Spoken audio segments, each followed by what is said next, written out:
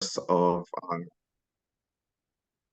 okay, right, I'll start again. Hello, everyone, and welcome to the first of our two virtual workshops focusing on career growth and empowerment for APNI's existing members. And just looking at the names there and actually reading some feedback I got before this, I think we have a lot of new faces joining us today. So welcome to those that are new to interacting with APNI.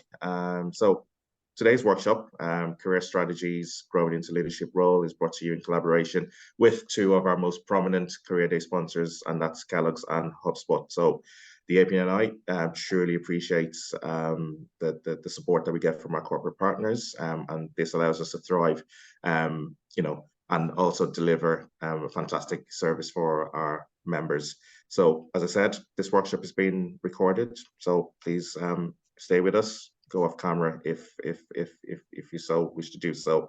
A little bit of an intro to myself. My name is Lai Arugandade. I'm excited to be your host for the next kind of 75 to 80 minutes tonight, and we'll do my best to, along with the panelists that we have available to you today, to just having you full of energy and walking away with lots of energy, and more importantly, lots of food for thought about your careers going into the weekend. What do I do? Some might be asking. I'm a member of the APNI committee, and my role within the committee is partner relationship manager.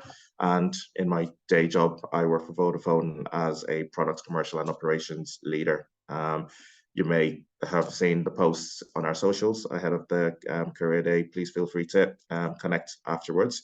When I'm not working, I'm extremely passionate about supporting and championing diversity, equity, and belonging topics. Essentially, I want people from our community to thrive. And this, what I do is based on the experience that I've had over, 30 plus, well, almost 30 years of living in Ireland, and been in the workforce for 20 plus years as well. So that's a little snippet about myself.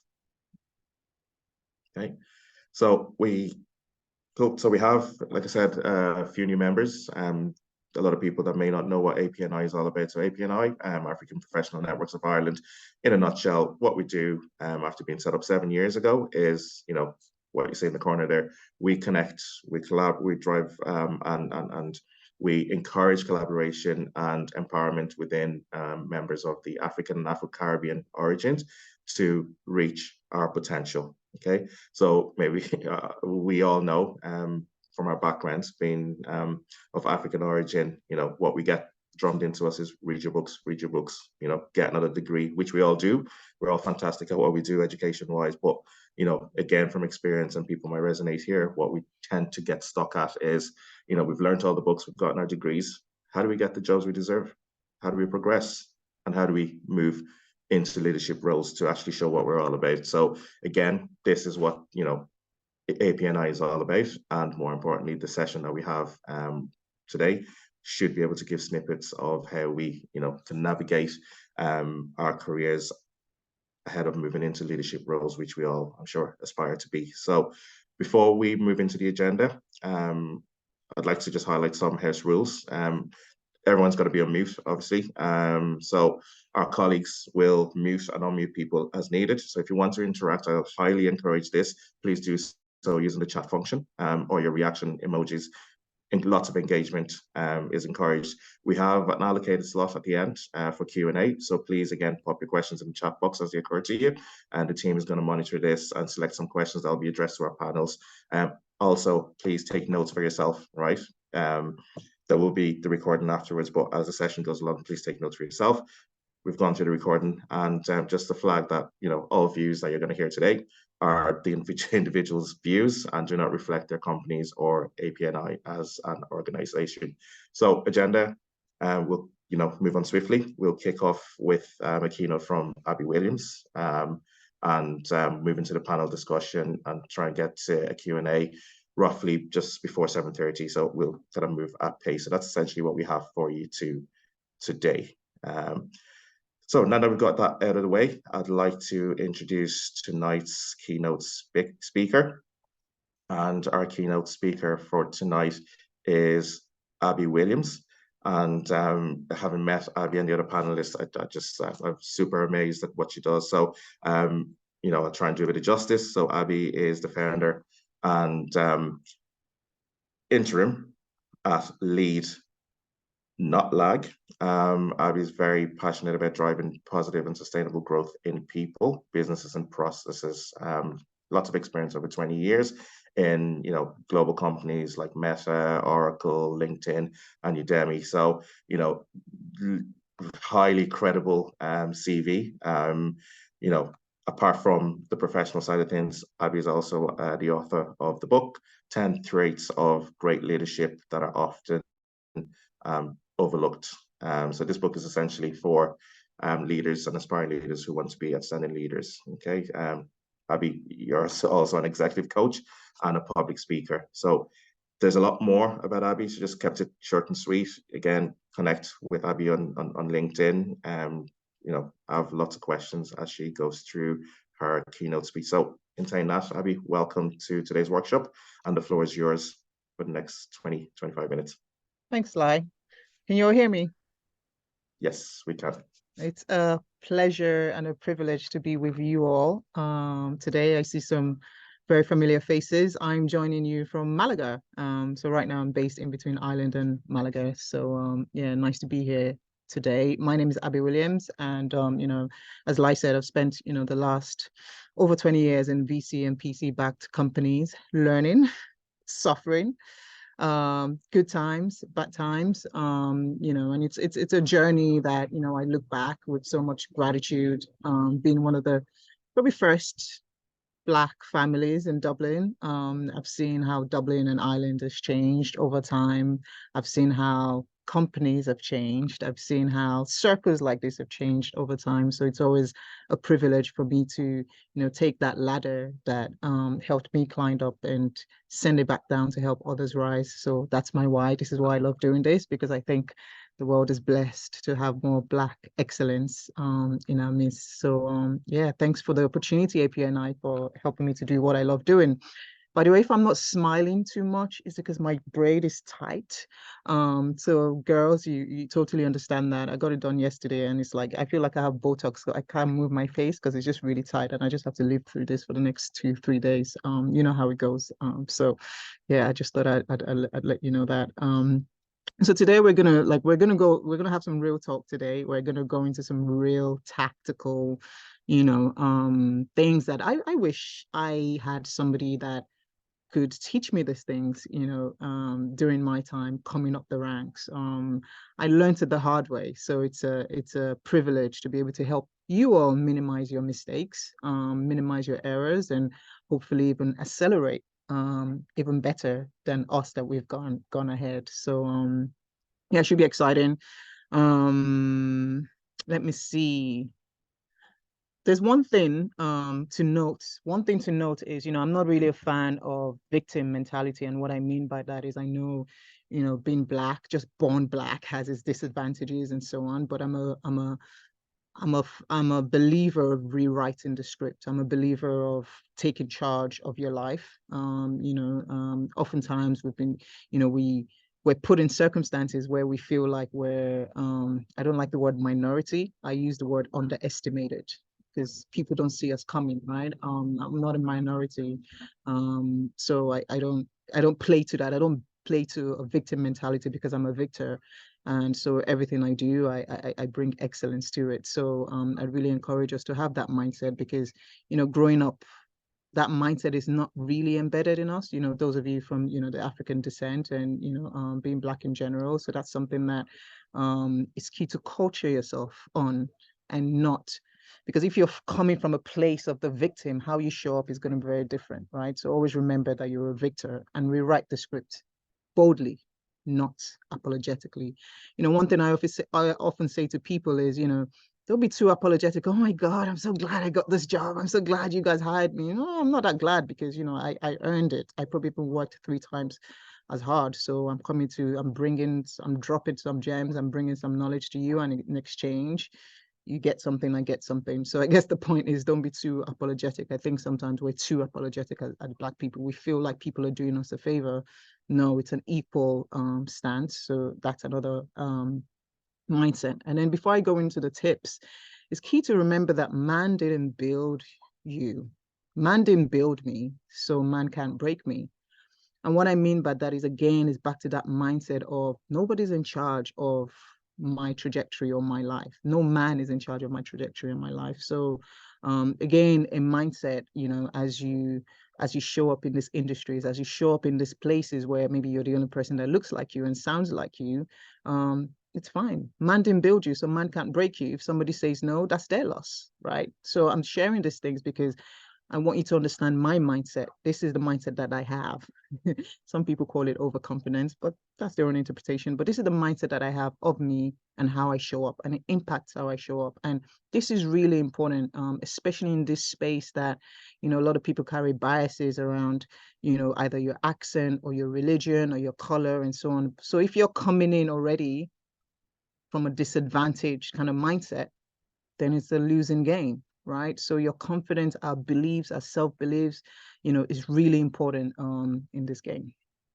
Anyway, now let's go. I know I have 20 minutes, so I'm trying to keep the time here, but I will give you a few tips that I think I believe that if you pay attention to these tips, it will help transform your trajectory within your companies, the pace of your development, of your promotion, and of your success. And then also, I'll try and stick around to the end in case there's Q&A and I run out of time, and to answer some questions. And if not, feel free to reach out to me on LinkedIn. Those of you that know me know that I live on LinkedIn, so I'll be there to answer any of your questions. But the first thing I'm going to talk about today, the first tip I'm going to give you, are you ready? You have your pen, your iPads, whatever you take notes on. Get ready. I feel like I'm back in church now. Are you ready to take notes? So the first one is understand what cultural nuances are helping you or not helping you. What I mean by that is, there's different people from different cultures, from different countries, and so on and so forth. But there's some nuances that actually help you thrive in the workplace and some that don't help you. For example, I'm Nigerian, right? I'm married to a Jamaican, and every time I'm having a conversation, I'm Yoruba, so every time I'm having a conversation with my friends, my husband runs upstairs going, "Are you guys fighting?" I'm like, "No, we're just talking." But that's because my language sounds aggressive. When we're talking about something so passionate, the height goes up, the tone goes up, so it sounds aggressive. So over the years in the workplace, this is something I had to become conscious of, because when I get really emotive or super passionate about things, my tone goes up, and then it looks like I'm raising my voice and being aggressive, and that was being received as being aggressive. And after a while, I'm like, no, I'm not being aggressive. Trust me, if I was being aggressive, you will know. If I was raising my voice, you will know that I was raising my voice. But then I got to understand that, oh, so this is a cultural nuances, that it's not playing to my favor. That consciousness had me thinking and changing, my approach on how I show up in certain circles. Still being myself, but being conscious of that, right? That's important. And it's the other way around. You have, certain regions that say things like, oh, when there's adults in the room, you don't speak up. That plays in the workplace, because some people, when they're around their managers or their directors or VPs, you have something amazing to say. But because in your head you've been cultured that when there's the big bosses around, or there's adults in the room, you don't speak up, that's working against you, because that's when you should speak up, especially when you have something that can help the business, that can help the company, and that can help your brand. Right? So to wrap that up, be conscious of the cultural nuances that are working for you or against you. Number 2 is self-development and competency. And, what I mean by that is, it's so important to be, if I ask everybody in this room, in your roles, in your current roles, are you the best in the team? Who can put your hand on your chest to say, I'm the best, I'm the most badass person in my team? I'm looking through now. I'm trying to see if I see any hand up. You can say that in your team, you are the best at your game. No hands, no hands. There's a song that is reminding me of. No hands. Okay, who knows the song? Drop it in the chat. If you know the song I'm talking about, drop it in the chat. Oh, somebody knows this song. Katai, you know the song. Okay. Let me know. Drop me a LinkedIn message. Let me know what song I'm talking about. It's like a song, it's like a rap. I think it's from, is it Ghanaian, the guy I'm thinking about? Yeah, Kwaku, yeah. Somebody got it. Yes, yes, yes. No hands. We won't say the rest of the part of the songs. But anyway, I digress. So be the best. Hands up. Yes, that's it. Okay, this is getting me excited now. I'm digressing. So be the best in the room. And what I mean by that is be so excellent that people can't stand you, but because they need the information that you carry and they need your excellence. So regardless of whether you're black, white, purple, green, they need your excellence. You're so indispensable. And that requires hard work, right? It requires hard work. I've been in workplaces whereby even my manager is like, so, like, I remember one of my managers at Facebook, thought I was about to take his job. He was so, what's the word? It felt so threatened by me. It took me a while to understand that that's what was going on. Because I was like, what's this guy's problem? Like, he was so threatened by me because when I step into those rooms, I drop the kind of things that nobody had thought of. They're like, oh, Abby, oh, yeah, yeah, let's do what Abby's saying. And, over time, I realized that that was threatening him, right? That's another, how to manage that is another conversation. But the point is, make sure that you're investing in yourself, in your role, right? I do a lot of reading. I do a lot of self-development. I pay for a lot of, I'm a coach myself. I coach CEOs and CROs. Let me tell you something. I've got about 10 coaches, formally and informally. I am a coach. I coach leaders, I coach people, but I pay for coaches too, because I'm intentional in my development, right? Be intentional in your development so that you can be the best in the room, so that the ideas that you bring to the table are ideas that nobody has thought about because they haven't read something or because they've missed that information. So the value that you bring to the table in your team, when you open your mouth, the value that you bring to your manager, the value that you bring to the business, that takes intentional learning and development. How do you collaborate with your teams? All those things are super important. And, because, and I say this because a lot of the times we think that, oh, I'm just going to go in, I'm just going to really work hard and so on. What kind of, what kind of value do you bring? Are you the kind of person in the team that they're like, oh my God, I need to hear from Lai before we can move on this project? Are you that person? Or we can't move on until we hear Obiamaka's take on this? It's possible if you intentionally invest in yourself, so that every time you come, every time you open your mouth, you're dropping something that is of value and that stands out. And then the other piece is, under that self-development and competency, always be open. Like, that growth mindset really, really comes into play, right? In terms of where are your strengths, where are the gaps? What are you doing to bridge the gaps? What are you doing to strengthen your strengths? Is there something that reminds me of my very first job in Ireland, in Oracle? I'd done a great interview and so on, and I didn't have a clue what the role was. I fell into sales and so on, right? But very, very quickly, trust me, nobody knew, but very, very quickly I was upskilling myself to fill in the gaps so that I could show up strong in this role, right? So that takes intention. That takes, growing up, somebody said to me, successful people are awake when others are sleeping. It means that you do opposite of the masses. You can't be like everybody else. I tell my kids all the time, you can't be like everybody else. You can't do what everybody else is doing and expect a different result. You've got to stand out, right? And then the final thing on the self-development and competency is intentionally choose the roles and the companies you go into. And I say that because, every time I change role, somebody asked me last week and, said to me, Abby, when do you know that it's time to change? And I said, when I stop learning and growing. So when I'm in a role, I'm not learning anything. I know my role inside out. I'm not growing. I'm not developing new skills. That tells me it's time to go. It's either time to go to another role where I get to enrich my portfolio or to another company. right? So if I was hiring, for example, if I was hiring somebody, I'd rather hire somebody that has worked in 5 companies and done 2 years experience in each company, 2, 4, 6, 8, 10. That has 10 years experience, 2 years experience in 5 different companies, than somebody who has 10 years experience in one company, even worse, in one role. Why? Because that person that has worked 2 years in different companies is coming with diverse skills, knowledge, experience. Right? But that takes a very clear purpose in terms of, what do you want for yourself? What is your plan? As you go into this company, what is your plan? So if my plan is, in this company, I want to be a manager, and maybe I'm at a entry level right now. So how do I understand what it takes? How do I intentionally be excellent and excel and stand out in my current role? How do I understand the dynamics, what it takes to be promoted around here, who makes decisions, so on and so forth, right? It takes intention. It's not magic. Remember, I said, when you're excellent, people will look for you, regardless of whether they can stand you or not. Trust me, there's so many people that can't stand me, but they're paying me good money because they need what is coming out from my mouth.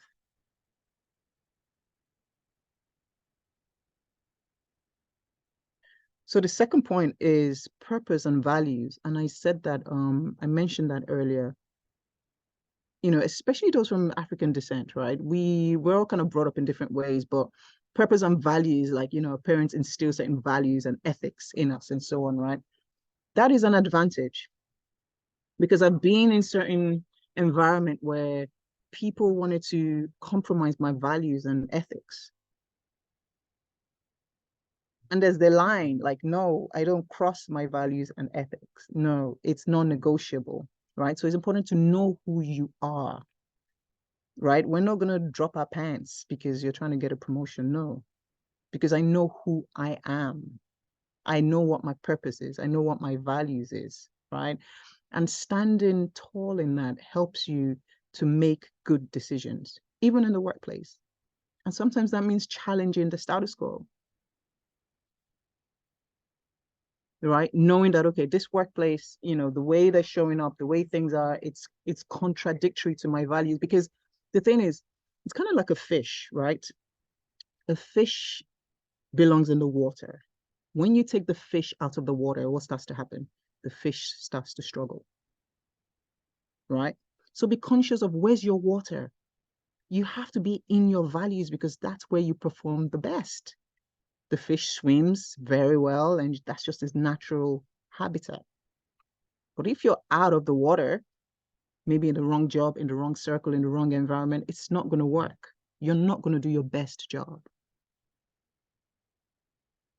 right? So be led by your purpose, by your values, because that shows up in the kind of delivery and the quality of your work.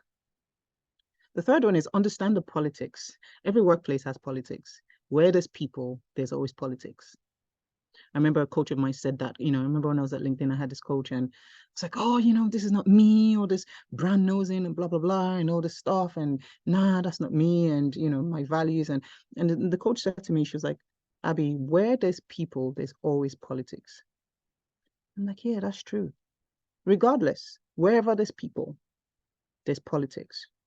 And the coach said to me, Abby, understand the politics and make it work for you. I'm like, understand the politics and make it work for me. Okay. It's not saying compromise your values. It's not saying compromise who you are, your ethics, but it's important that you understand the politics at work. For example, right? How do people get promoted in your workplace? What projects leads to promotion? Who makes these decisions about promotions? Do you have insight? Do the people that make these decisions about promotions, do they have insight into my work? I'll give you an example. When I was at LinkedIn years ago, I had this manager who I couldn't stand, and he couldn't stand me either. It was just one of those really, yuck. Even the thought of him brings trauma. But he knew I couldn't stand me, and he couldn't stand me either. So it was very mutual. But um, I understood the politics, right? So I said to myself, okay, Abby, you don't like this guy. His name is Alan. He doesn't like you. It's mutual. It's known. Because I'm not going to laugh at your jokes. I'm just not going to. I'm going to tell you you're disgusting if I see you chatting people up in the team and so on. Like I will tell you that you're disgusting, regardless of whether you're my manager or not.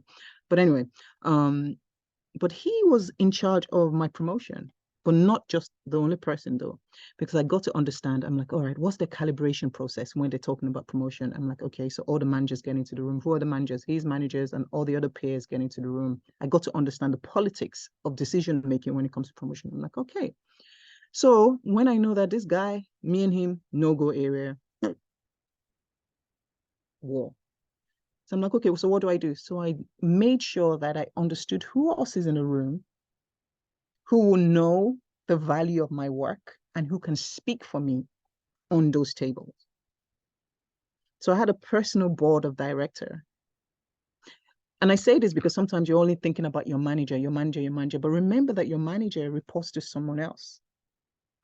Your manager has peers. So in that room, when it came to my promotion on that day, everybody was like, everybody else apart from my manager was like, oh, you know, Abby is really excellent. Yeah, I saw this project that she worked on, blah, blah, blah, blah, blah. Or I bumped into her the other day and she gave me this idea about da, da, da, da. By the time so many people said great things, he didn't have a choice than to say, oh, yeah, yeah, yeah, yeah, she's great. Why? Because he doesn't want to be the only one. Again, it's selfishness. He doesn't want to be the only one out, right? He's the only one that stands out like a sore thumb and he wants to look good. Not that he liked me, no, because he wants to look good. So he's forced to join them. And it was like, yeah, and that's how I got promoted under that manager. So it's important that you understand the politics and have your personal board of directors. Understand the politics and make it work for you. And then the next one is your self-image and personal brand is really important. What do I mean by that? This is something that a lot of people don't think about, right? From very, very early in my career, even when I was from a junior level, I walk in like the boss. I look like a boss. I smell like a boss. I speak like a boss. And I act like a boss. Because people need to be able to see you and visualize you in a position based on how you carry yourself. Listen, you can't be going to the office and sagging your pants and thinking it's going to be a miracle for you to be the boss. Like, it just doesn't work like that in a professional environment. When I walk in, in fact, you would think I'm the boss before I became the boss, right? So your personal image, your communication, how you show up is really important. And your personal brand. And what I mean by that is, oftentimes, growing up, you're told that just work really hard, put your head down and work hard. No, no. When you get to certain levels, it's not about your hard work. Hard work matters, yes, but it's not about your hard work alone. It's about who knows you, who are your sponsors, who are your board of directors, who are the advocates that can speak for you in those rooms when you are not there, and what would they have to say about you, right? So and then I'm going to wrap up with this. Remember, I started with your mindset and your confidence. It's all up here. It's not here. It reminds me of the time Jeff Weiner was the ex-CEO of LinkedIn, and when everyone, all of you that know me know I talk a lot on LinkedIn and I post a lot of things about different topics and so on. And years ago, when the LinkedIn article, posting on LinkedIn was like a new thing and so on, I was one of the very first pioneers. And Jeff Weiner came to the LinkedIn office, and then we were like in a circle, and I was shaking. I was like, oh, inside me I was like, oh my God, it's like big CEO boss and everything. And then to make it worse, he was like, oh yeah, Abby, yeah, you got an award for your content that you're writing and so on. Tell me about this. Tell me about your last post. So this post he was talking about went really, really viral. I think it had like maybe about 20,000 people. I can't remember. It was years ago. And the post was about leadership at that time. And then he was like, oh, tell me about leadership, your post. And I was like, well, yeah, I think leadership is the first line said something around leadership is a lonely journey and so on. It was like, and then this is me and Jeff having a dialogue in front of the whole LinkedIn organization. So you can just imagine inside me, I was shaking like a jellyfish. I was like, ah. But outwardly, I held myself. Because why? Man didn't build me. So outwardly, he was like, oh, so why do you think leadership is a lonely journey? And I explain myself. Here's why I think it is, blah, blah, blah. And it was like, that's interesting. You could see that he didn't fully agree, but that's okay. He respected my perspective and so on. And after that conversation, he went and liked the post and commented on the post. That's Jeff Weiner himself. Right? Was I nervous? Absolutely. Right? But it's about that courage to do what you need to do despite the fear. Right? So back here. And I'm going to finish with this. We're in a society that doesn't want us to shine, but let your light shine regardless. And if your light is too much for somebody else, be nice and get them sunglasses, but don't dim your light. Don't dumb down yourself or step down because your excellence is too much for somebody else to handle. So everything you do, everything you will be, everything you've been made to be starts from here. How you see yourself, how you carry yourself, and how you invest in yourself. Thank you.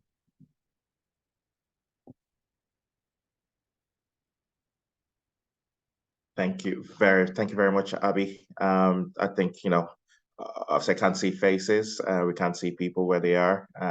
So I'm expecting lots of rounds of applause in the chat because that was very insightful. And I think for me, just listening in to your keynote, I think,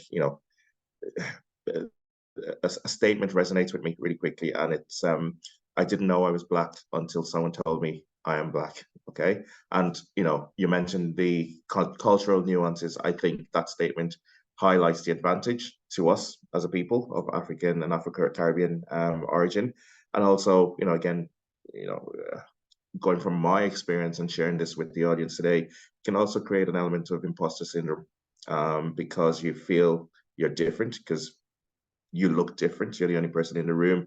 And, today, for those that are maybe starting their careers and maybe suffering from that imposter syndrome because they're the only face that looks like ours in the rooms, I think you've kind of no doubt given them that, confidence to, move through all that and build their personal brand and invest in themselves. So, Abby, thank you, thank you very much for that. And would you be able to hang around for the panel discussion as well? Because I'm not sure if you have to jump off.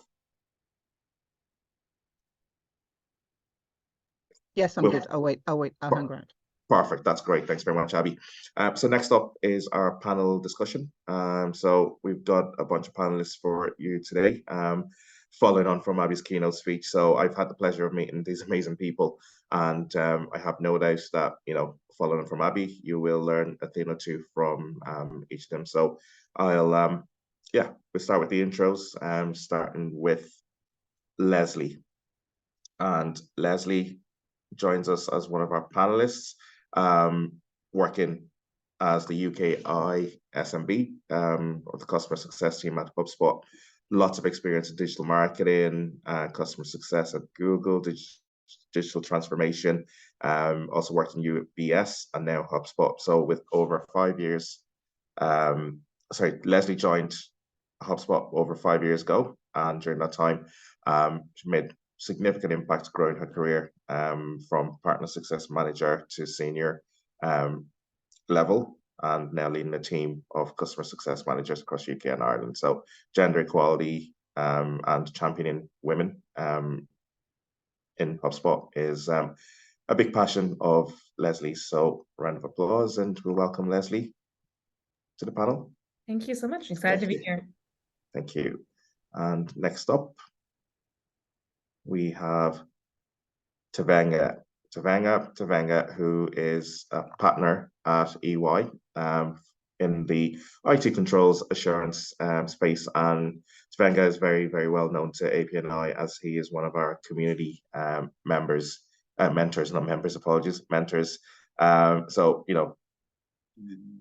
Tavanga's responsibility within EI is essentially assisting clients to understand and respond to IT security risks, which is, in the current context of new and emerging technologies like ChatGPT, that's becoming a bit more of a standpoint and importance to companies. starting his career in EY in Zimbabwe over 20 years ago. He recently, well, he joined EY in Dublin, and you know, huge passion in terms of awakening people to, you know, become what they, you know, what they're destined to be, and growing themselves. So, Tobacco, I understand you're on the board of the Common Purpose Leadership Development Organization, and also you sit on the EY Ireland Diversity and Inclusiveness Steerco. So, welcome, and look forward to your inputs later on. Thank you very much. Thanks for having me. Cool. Next up, we have Obiamaka Azubike, who's the European category and shopper manager at Kellogg's. So, as with most of us, Obi has African background from Lagos, Nigeria, and started her career in FMCG 13 years ago after a short spell in finance. So that commercial experience in FMCG includes marketing, sales in Kellogg's with kind of Lavazza and the Honeywell group as well. So passion point, advocacy and mentoring with an outlook to drive gender and racial equity across both professional and cultural contexts, while also contributing to raising a generation of Black professional leaders. So yeah, welcome, Obi. I'm sure we're going to learn more about you in due course. Yeah, thank you. It's an absolute pleasure to be here. Thank you. So, and we also have Abby, which is great, that Abby is going to stay around and join us as well. So over the next 20 plus minutes, we'll be getting to know our panelists. We'll be asking them a lot of questions, and hopefully we will get to, you know, give you a bit more snippets of information that you walk away with.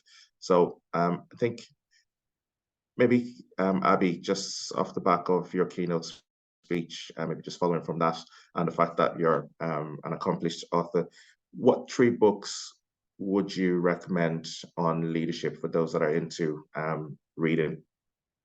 My one first, no, I'm just joking. The Art of Living by Dalai Lama has always stuck with me, simply because it really helped me to understand the dynamics of people, just people's psychology in general, and make space. It was either that or I go physically hurting people, because you know, being Black in this space, there's a lot of microaggression. There's also things that we deal with constantly in the workplace and in society. So for me, I had to learn of a way to resolve it in my head, right? And just understand people and come from that place of empathy and come from that space of space and grace. So the Art of Happiness is one that strikes to mind. Second one is what's the name of that book? It's about it's gone out of my head. It is called it's gone out of my head, but basically it's about it was really talking about discipline and cumulative, oh gosh, the word has gone. Okay, I'm gonna remember it. And I'll send it to you. So the third one is the best book in the world is the Bible, like and that's personally to me, because I think it really taught me a lot of things, right? Yeah, you know, that book teaches me how to raise my kids. It teaches me how to deal with people. It teaches me how to love. It teaches me grace. It teaches me patience. It teaches me how to show up, how to deal with anger, how to deal with patience, and so on. So yeah, that will be the third one, but I'll remember the second one a bit and I'll put it in the chat. Okay, well, that's great. Thanks very much, Abby. And again, for anybody that's interested in the chat, if there are any other books that you've read that you want to recommend to the audience today, please feel free to drop that into the chat and people can pick it up. Yes, thank you, Joy. Joy, you're reading my mind. I feel like there's something going on here. Atomic Habits is the book I was trying to remember. It's a yearly book for me. I read it. It just reminds you to intentionally put in the work to get the results that you need. Thanks, Joy.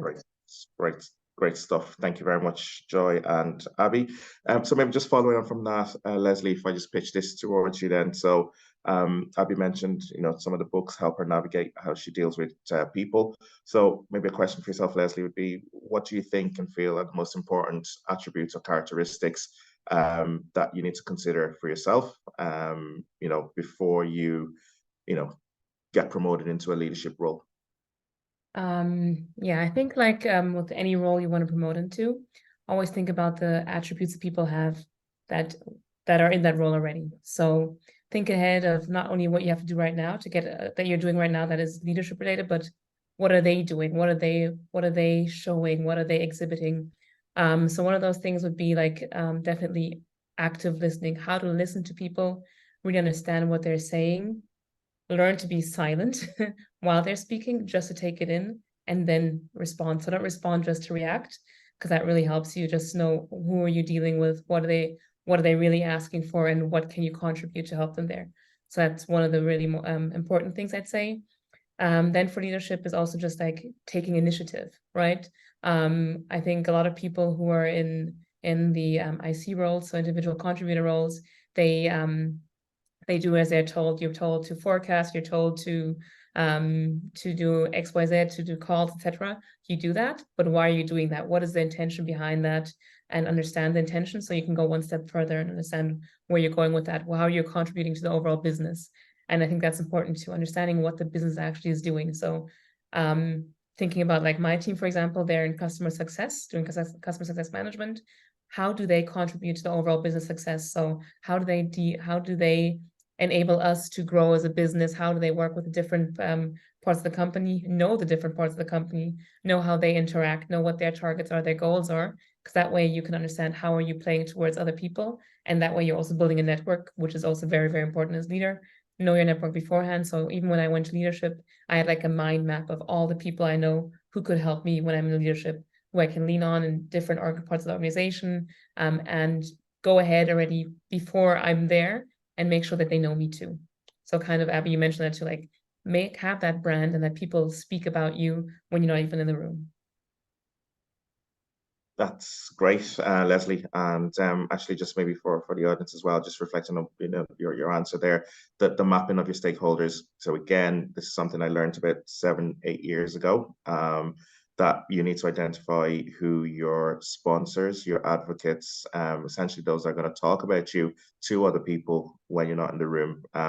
It's a quick and easy exercise. You can do it internally within your business and also externally as well. So I would highly recommend, to Leslie's point, working on your stakeholder mapping, because these are the people that will get you your next role and the one after that. So there's that piece, So hopefully that helps as well as a tip, and a bit of kind of input from my career so far. So maybe just following on from that, Obi, I'll go across to you. So you're very successful in your career. So what kind of initial factor, or is there anything you can touch on that you see now upon reflecting on your career to date that's allowed you to get where you are and continue to succeed? I would say that there are two things, right? So the first one, which I think Abby has touched on, is you have to believe in yourself so strongly, almost to the point of madness, right?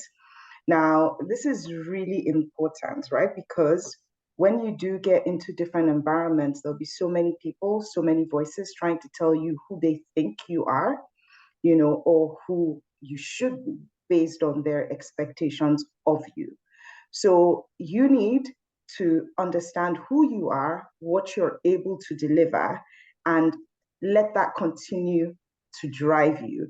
So most people would say, oh, you have to be resilient. And, when you think of resilience, it just starts to sound like a buzzword. But you need to be the kind of person that would literally see a huge gap in the road as a puddle. So if something stops you, you get back up and you move even harder than you moved before. And that needs to be the mindset that you keep, right? Now, and the reason why I say this is, and Abby also mentioned something earlier about understanding or being choiceful about certain roles and certain experiences, right? But I do understand that for a lot of people, you need just one role to get your foot in the door, right?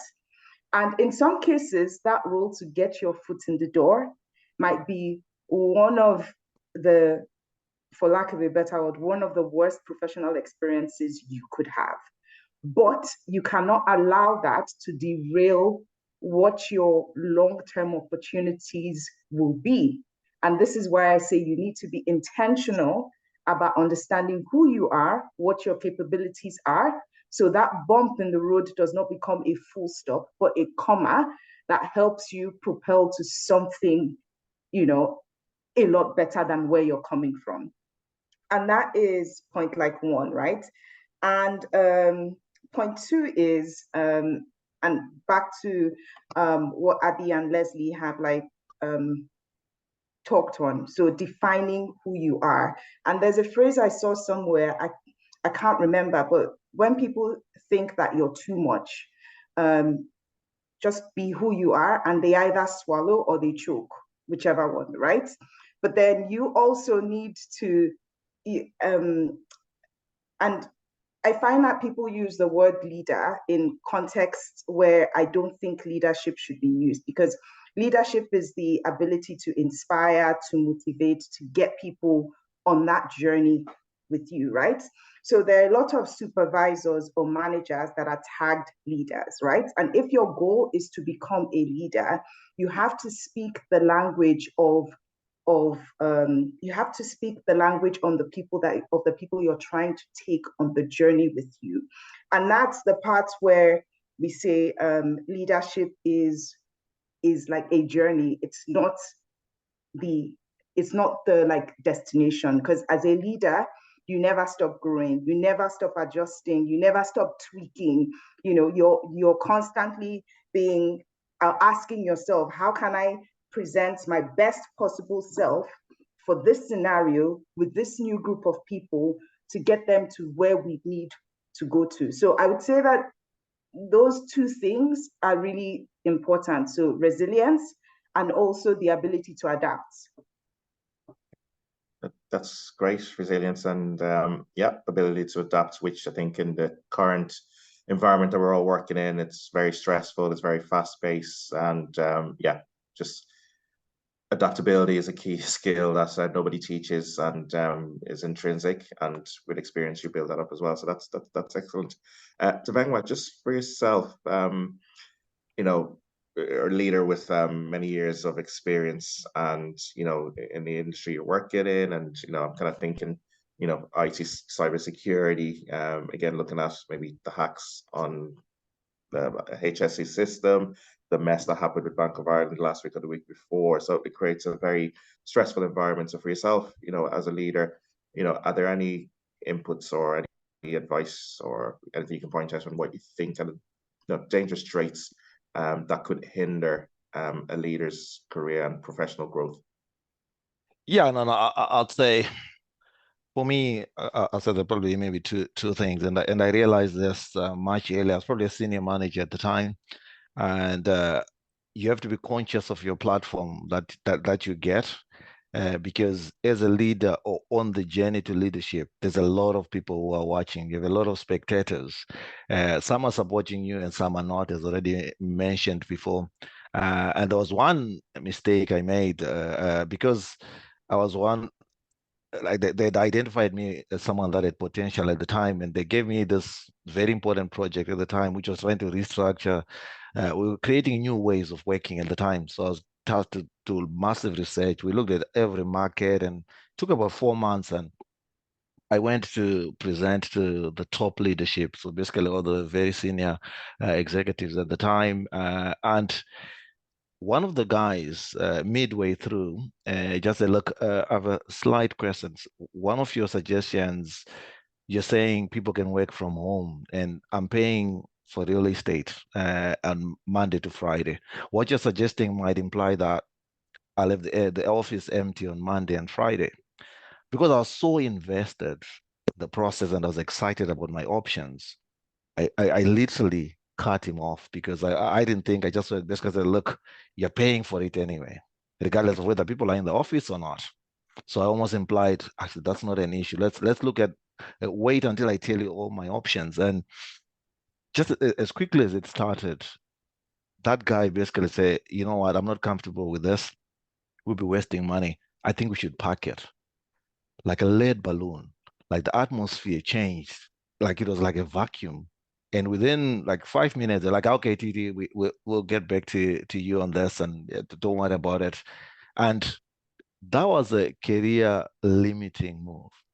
It was a simple statement that I could have kept. I could have just maybe at another separate time go and actually speak to this leader. It actually affected his ego in front of his peers. So he basically put me in my place. And I have to say that actually limited my my career progression to the extent that I ended up leaving that organization.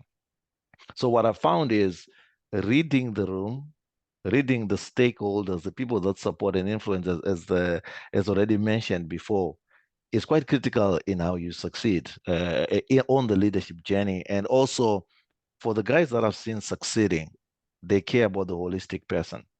So they actually spend enough time understanding the people who work for them, who support them on the leadership journey.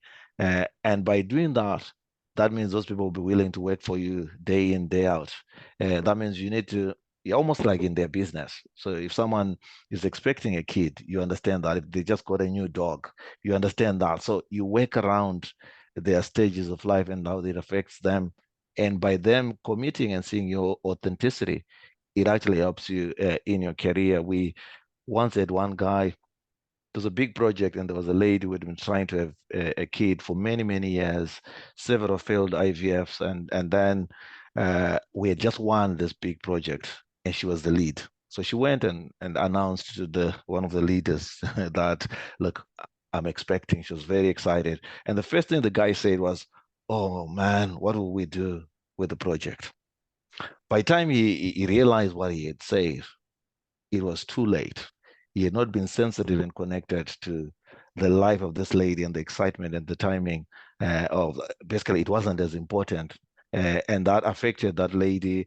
And that story was shared for many, many years. And it also affected that leader because they had to basically address that. So I said those are the two main things that I've seen affecting my own progression on the leadership journey where I had potential, and also where the guys who are in leadership have totally damaged the perception from other people and also do work for them. Okay. That's great. And I think, again, when we talk about risks and challenges that you face on that journey to becoming a leader, the good news is, things change, and it hasn't affected your career long term. So I think maybe for me, from what you just said there, whilst that situation was a bit perilous, but you've come off the other side of it and you've thrived since then in your career. And maybe if I stick with you, Tavanga, and I'll ask the other panelists as well to maybe give kind of 30, 40 seconds of a snippet on this, or their views would be, the world continues to change. The expectations of leaders, the hard, soft skills continue to change. So I'll start with Obi on this one. What are the most critical changes that, you think we must all face in the future to effectively, remain relevant in our respective industries? And if we're going to move into other industries as well as leaders. Yeah, so I actually took some notes down so I don't forget anything. But I basically tried to look ahead to 2040, right? Because that's really the trajectory of leadership we should be looking ahead to. And when you look at, be it Rothmans, be it Rutgers, Fast Company 2040, one of the things that one of four of the main terms you would see when it comes to leadership and the expectation of leaders, you would see innovative, you would see resourceful, you would see communicator, and you would see connector, right? And it's really heavy on the connectivity, collaboration piece, because if you look at the headlines, we're seeing climate change play a more prominent role. We're seeing resource scarcity. We're also seeing, AI and technological advancements, right? So leaders will really need to lean on their capacity from a human or humane perspective, right? And that's where we need to start thinking, okay, And it brings me back to Abby's earlier points, right? So most of us come from African or Afro-Caribbean backgrounds where growing up you are seen but not heard. You know, you most times don't actively engage in conversations when more senior stakeholders are like talking, but we're seeing that like change. There are forums like in this where we're pushing networking, collaboration, because these are skills of the future. And this is where it becomes about what you deliver, but also how you deliver, right? And this comes in, this is where your stakeholder mapping comes like in, the confidence you inspire in like others, you know, how you make others feel, right? So you are delivering, and then at the same time, people want to work with you, right? So that is what is important as a leader going forward, right? If you want to be a leader, not just somebody who delivers, not just, you know, a manager of process or results, then you're going to have to upskill yourself around your how, in a nutshell. Very good. No, that's great. Thanks very much, Abby. Abby, what are your thoughts on that? So Yeah, I've been sharing my thoughts in the chat. Just to add on to that, Obi, you know, it reminded me of the point of people have to like, well, not necessarily like you, but want to work with you and like your content in terms of your competencies, right? And want to work with you. And that piece is really important because, you know, sometimes we, you know, you hear things like, oh, I'm just going to say my mind. You know, and back to Tafengwa's point, you know, I learned probably later in my career to know actually when saying my mind is actually really wanted, because you find that in these organizations, actually, a lot of people cannot handle true feedback. So you have to find a way to structure saying your mind. So for example, Tafengwa, that example of working from home, right? You know, you mentioned that, okay, maybe you'd have met that leader first in private before you brought it publicly, or it could have been posed as a question. Team, you know, imagine if we decided to work from home. Like, can we talk through, you know, this word? Can we walk through, you know, the upsides and the downside of what this could look like, right? It's really about how do we structure and restructure our communication so that we can show up in the way that represents us best. And then finally, it's I would say a lot of times, you know, we think about, oh, but I work really hard. I work really hard. It's not about activity, it's about impact. So are you able to articulate the impact of what you're actually doing? It's not about, oh, I'm in the office all day from 9 to 10 p.m. Nobody cares. But if you're able to articulate your impact, listen, as a result of that project, I moved revenue from, you know, 50% to 100% as a result of that work, that project. And here's what I did, X, 1, 2, 3. That's you articulating impact. And that piece is really important. I can get in the way of how you show up as a leader. And as somebody else mentioned as well, it's really having, you know, when I was further down in my career, I just used to think from my own point of view, but it's important that you think from the business point of view, right? Tafengwa, back to your point of, you know, the person is thinking about, okay, the investment that we've made, you know, in our offices and so on. Those can be big deals, right? You don't know who he had to convince to make that investment into the office and so on, right? So it's really about thinking from the different levels. You know, if you want to be a leader, you think from a business perspective. How's this going to impact the business? How's it going to impact the team? Then how's it going to impact me? So yes, that's my addition. But great comments so far. great stuff. Thanks, Abby. And just from a kind of timing point of view, I'll address the last question. This could be twofold to Tafengwa and Leslie. So essentially, just we've been very positive. We're trying to leave everybody with a positive feel. But you know, what one decision did you wish you didn't make in your career, and how did you navigate that? So maybe a minute each to both of you. So that's Leslie and Tafengwa, just on that particular question. So in difficult moments, what decision did you wish you didn't make in your career? I was going to say ladies first. Leslie. What I do? I think it's around definitely something around communication. So I'm actually a person, I like to be very upfront, very straightforward. And I think you learn every day more. Politics are important. They might not be good, they might not be bad, but they're important, right? So definitely just speaking my mind straight out forward. I was told I'm a very quick thinker. So I hear things, I process them quite quickly, and I start thinking, okay, how does it affect me? How does it affect the team? How does it affect the business? And then I just speak about it. And definitely just taking a step back, being quiet, seeing how do others react, how are others processing information, reading the room, and then speaking. And then also, I think that's a lot about, like Abby mentioned earlier, tonality, thinking about what tone are you using, what words are you using. So really choosing your words very wisely. You can still bring over the same point. You can make the same point. You just need to use the right words to get the right people on the same page as you are, and to show them that why do you care about certain things and why you feel that that might be something I need to change. So I think that's definitely just speaking straight from before thinking is one thing I wish I wouldn't have made probably several times in my career, but it's happening less and less. Thanks very much, Leslie. And Tavengwa?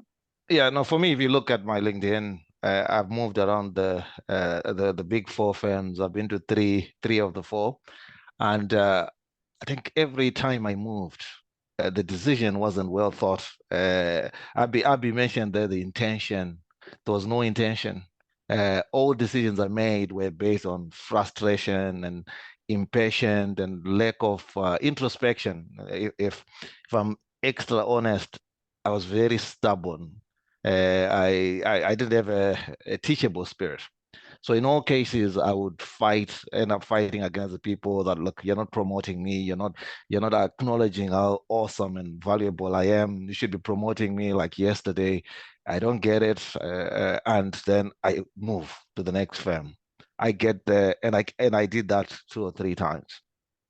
The biggest impact for me was there's a lot of lessons that I could have gained in each of the firms that I was in that I'd have built on, and it would have accelerated my career even more. I believe it, because of that stubbornness, it took away maybe 5 years that I could have accelerated my career on.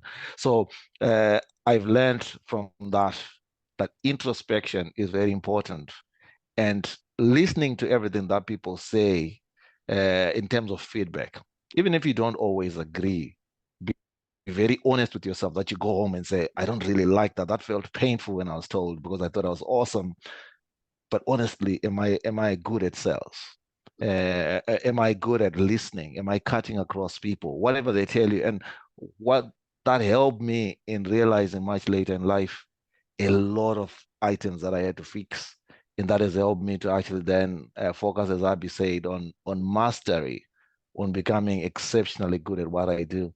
And later in life, I found I was that important person that Abby was mentioning, that they would look for me because I woke up very late in the process. And just I encourage everyone, wherever you are, that you start taking in any input, any feedback that you have, and don't feel they just think because you're African, that's why they're saying that. But take it home, do your homework, and really grow and make your career a masterpiece. That's great, TT. And just on that, I see I'm just looking in chat here. So you mentioned, top performer, you're very confident for those that are, as part of the audience, that are, top performers, but yet feel that they're being overlooked for opportunities that are there within their organizations. How do you recommend they navigate that situation? Are you posing that to me? Yeah, sorry. So you have Okay. to follow up on that. Yeah, Yeah. sorry, apologies. Yeah. Oh, no, thank you. So I'll say, look, it's funny that happened to me when I joined one of the first firms in Ireland. They thought nothing good will come from Africa. They were like, does this guy even know how to use a computer? How did we hire him? And they gave me some of the most basic jobs.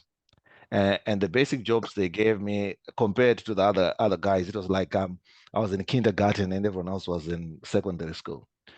But through the frustration and not out of intelligence or introspection, I had no choice. There was actually one guy who was a mentor, not by choice, but he was just a guy who felt pity for me and was giving me the feedback and said, look, don't whinge. Just do the best you can on those little things they're giving you. And I did faithfully on those small things. One of the clients that was most painful that no one wanted to work on actually became one of the largest jobs in a few years because of changes in legislation. And guess what? No one else knew anything about that job. And I was known as the guy who does the difficult stuff that no one else wants. So I ended up having unique experience to everyone else. So I'd say there are two ways to greatness. You can either do it on the platform that everyone gets, that everyone is fighting for, or you can go for those small things and make a name for yourself that will propel you to actually go into those positions where you then shine. So it's not always a disadvantage. Perfect. That's very, very good. Thank you very much. And I see from the chat, a lot of people are applauding what's been said by the panelists. So look, I think officially, this wraps up our kind of panel session, a section of this workshop. Again, please share your feedback in chat. We'll move into the audience Q&A, and just looking here, I think the first one we can pitch, and this will go to you, Leslie. And because you mentioned, and I sense you're similar to myself, you're a silent leader, not always vocal, but when you talk, people listen.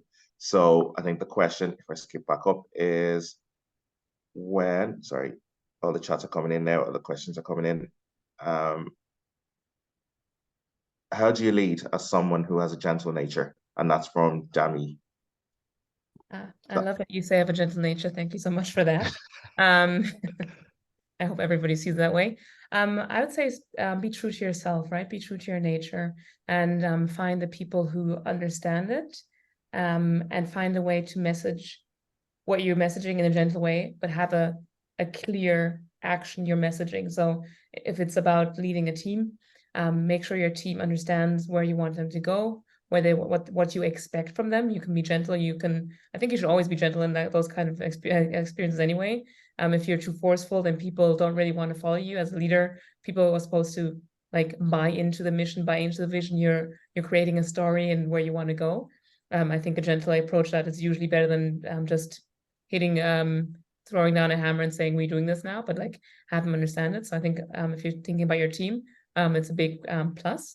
And if you're thinking about communicating to your peers or upwards, still find a way to have a very clear messaging around it. You don't have to yell your message. You have to know where to place a message, when to place your message, and then you should be fine. So I don't think a gentle nature is a problem at all for a leader. I think it's actually a huge benefit. That's great, Leslie. I think kind of looking for questions. I was expecting more questions, but I think maybe that's reflective, or the lack of questions is reflective of the work and the inputs that our panelists have given. So it looks like any questions that people may have already been answered.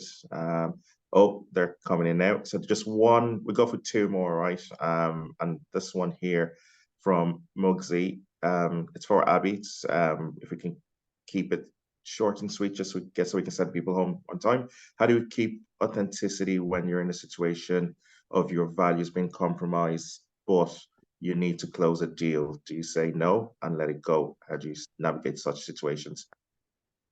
Come on, man. I'm a salesperson with targets as well and all of that, so I get that.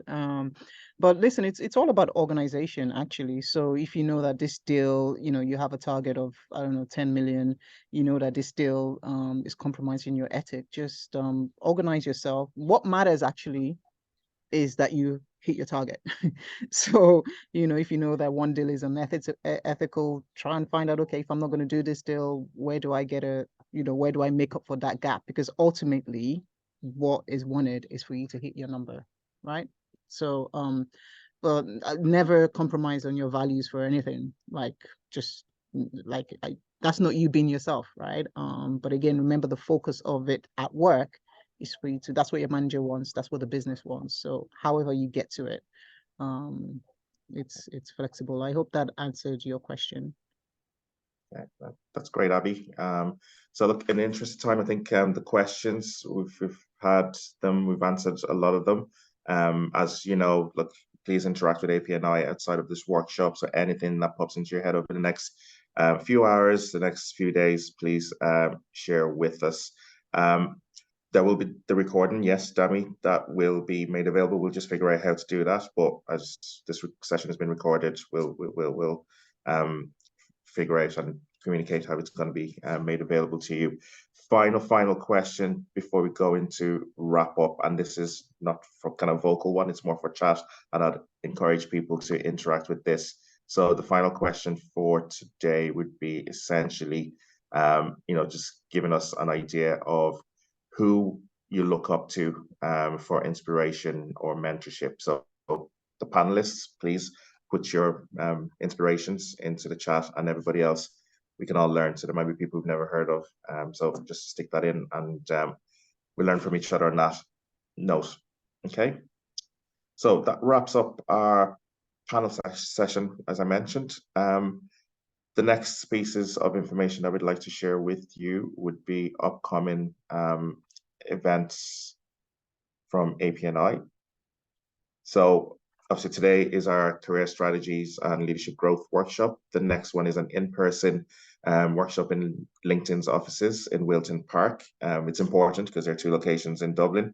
The Wilton Park one that's highlighted there is where the transferable skills and in-person CB workshop will take place on the 14th of September at 6 o'clock. So we look forward to you registering for that and meeting the APNI team, and obviously everybody else that attends in person. Okay, so I think that's that. And then coming up, Careers Day. So that's happening in October. We are working in the background, and the Careers Day team within APNI is working really, really hard to make this bigger and better than last year. We have a number of corporate partners across different industries that will join us on the day, and you can see them across different industries. Vodafone, the company I work for, Google, Grant Thornton, HubSpot, so engineers, healthcare, tech, all covered. So we've got a good mix of companies participating on the day. There'll be panel speakers similar to today. So again, another opportunity to engage with APNI. So as a wrap up, just for me, I always like to do this. So my 3 takeaways, where I've been listening and moderating. So I think the big things for me would be, 1, your network is as important as what you know, right? We can be all knowledgeable, but you're only as good as the person or people you know. So develop your network, look at who's around you, who can help you out in the interim and in the future. Develop yourself. So a little tip again, this is something I do personally. I have 3 things that I do different every year. So it's personal, professional, and giving back. So you're probably going to laugh at this. So my professional thing this year is to work on and get a certification in DEI and B. So that's kicking off in September. Personal development, something different. I'm actually doing ballroom dancing. I started that in January, just something to upskill, something different that I wouldn't have done before. And giving back this year was essentially joining APNI as a committee member. So I always find that it freshens my brain. And when you're in a room of people with different skill sets and mindsets, you have something different to talk about, and you get those opportunities. And then number 3, empathy. While you're going up, remember those on the bottom or who's struggling. A lot of the biggest deals that I've closed have come from people that I dealt with beforehand. So a reminder to wrap up of what APNI is all about. Please connect, reach out to us, reach out to the panelists, reach out to each other, connect on LinkedIn and different socials, connect with API on socials, keep an eye out for upcoming workshops that we're running, events that we're running over the next few weeks and months. And please tell people about us, tell people about this workshop. When the video goes out, please share with people, become a member of APNI. You can only benefit from it. And yeah, I think thanks for your time today. Have a good evening. And we're looking forward to seeing you at our upcoming virtual and face-to-face events. Have a good evening and weekend. Thank you very much. That was awesome. Really enjoyed that. For having us. Cool. Thank you. Thanks all. Thank you. Bye. Thank you. Bye.